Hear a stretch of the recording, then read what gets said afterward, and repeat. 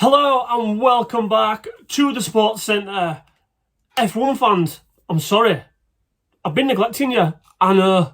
I'm sorry. I hold my hands up. However, massive news coming out of the F1 world. And no, it's not that Lando Norris won his home Grand Prix. Shout out Lando. It's a fact that yesterday rippled shockwaves across the F1 world. The news dropped in the morning that Christian Horner had been sacked with immediate effect by Red Bull. Yeah, massive news is massive news. Now, Christian Horner, he'll go down as a legend, no doubt. He spent over 20 years in his current role, and it should be said that he is the longest standing, or was the longest standing, team principal in the F1 garages. He won, in his time at Red Bull, he won 6 constructor titles. He won 8 drivers' championships, 4 with Sebastian Vettel and 4 with Max Verstappen. And in that time, they totaled 124 Grand Prix victories. And as I say, this guy will go down as an absolute legend of the sport. I've no doubt about that. However, what I do find interesting, should I say, is there was no rumours about this. There was nothing. There was no whispers in the mainstream media. You know, sometimes you hear grumblings on the pit wall. There was literally nothing. All the talk that's been coming out of Red Bull these days has been around Max Verstappen, if anything. Christian Horner, he gave his farewell speech at the Red Bull garage in Milton Keynes. Let's take a look. I was informed by Red Bull that operationally I will no longer be involved with the business or the team moving forward from after this gathering. I will still remain employed by the company, but operationally the baton will be handed over. And that obviously came as a shock, obviously to myself, but obviously what I've had chance to do is to reflect over the last 12 hours or so, and I wanted to stand in front of all of you to break this news and just express my gratitude to each and every single member of the team. So that was Christian Horner there speaking in front of the Red Bull team at their HQ in Milton Keynes. Now, he goes on a little bit more in his speech, but again, what I found most interesting, there was no reasons.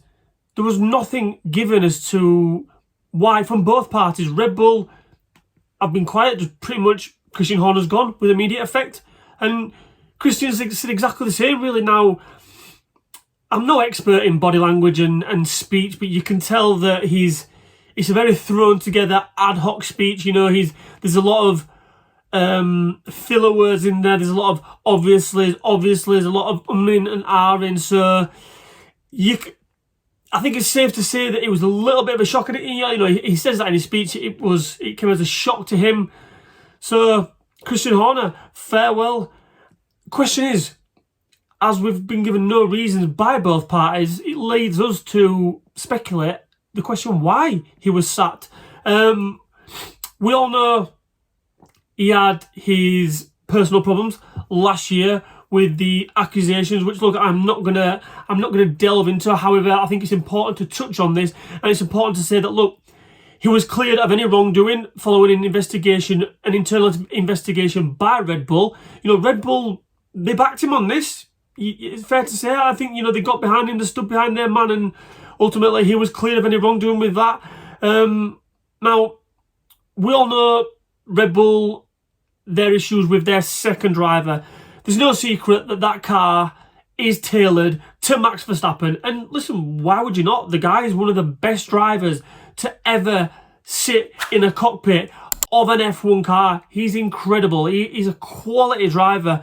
But is that to the detriment of Red Bull and ultimately of Christian Horner, because, as I say, the car seems to be tailored to Max, which then leaves it complicated for their second driver. Now, Checo Perez found that out last season. He was ultimately sent packing. They brought in Liam Lawson for the start of this season, and he only lasted 2 races before they looked to bring in someone else, and he was replaced by Yuki Tsunoda, who was the driver at their sister company, the Racing Bulls. So could this be a reason why Christian has been sacked? The neglect of the second seat in that Red Bull car? Who knows? As I say, we can only speculate at this time. Now, we do know, one thing we do know is that Christian has been replaced, and I'm going to pronounce his name and I hope I get it right, by Laurent Marquez, who was the team principal at Red Bull's sister company, Red Bull Racing. Maybe with this change, given that he's got a bit of a history with Yuki Tsunoda, who is in that second car at the moment, will his fortunes be any better going forward? It remains to be seen. Now, albeit Red Bull have had a challenging time, and I think Max Verstappen is trailing by 69 points in the Drivers' Championship, and I think they trail McLaren by 288 points in the Constructors' Championship. So Red Bull are failing massively there, especially in the Constructors. There's still time to turn their season around. We're only halfway through.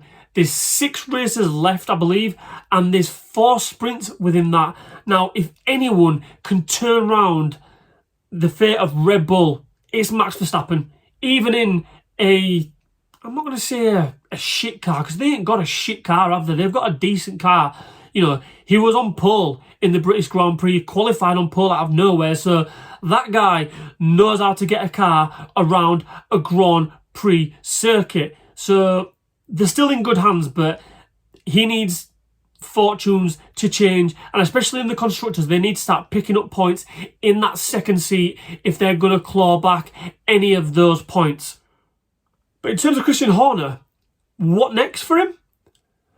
Now, apparently in his statement, he's said that he's going to take some time off. He's not going to rush any decisions. He's going to spend some time with his family. And listen, why would you not? The guy's probably a multi-millionaire. He doesn't need the money. He doesn't need the hassle. He doesn't need the stress of Formula One in his life. But we all know these people, it's in their DNA. It's in their blood. Like a football manager.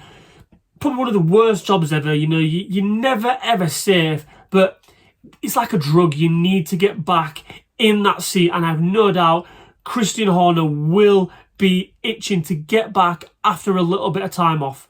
Where could he go after his time off? Could he follow the likes of Lewis Hamilton to the red of Ferrari?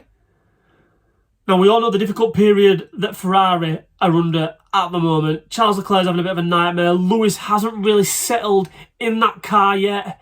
And if anyone on that pit wall is under the microscope more than their current team principal, Fred Vasseur, tell me, throw me a name in the comments. I highly doubt it. That guy is under pressure to get results. And with that being said, I'm led to believe that Vasseur has only got a year left on his current contract. Now, with that being said, and this news dropping yesterday, I have no doubt that Ferrari will be like, hello. And I'm sure, in fact, I'm positive that they'll be rethinking their strategies a little bit and thinking, now Christian Horner is on the market, do they look in his direction? There's been no comments from either party at the moment. There's been no rumours or anything like that, but you can bet your bottom dollar that Ferrari will be potentially exploring that option. Now, that's my opinion. I'm keen to know your opinion, guys. Let me know in the comments below where you think Christian Horner might end up in his next role in F1. Or do you think he'll even be back in F1? Do you think he'll just sail off into the sunset? Adios, see you later, sayonara. Who knows? Let me know in the comments below, guys. And don't forget to subscribe to the channel right now. I'll catch you in a bit.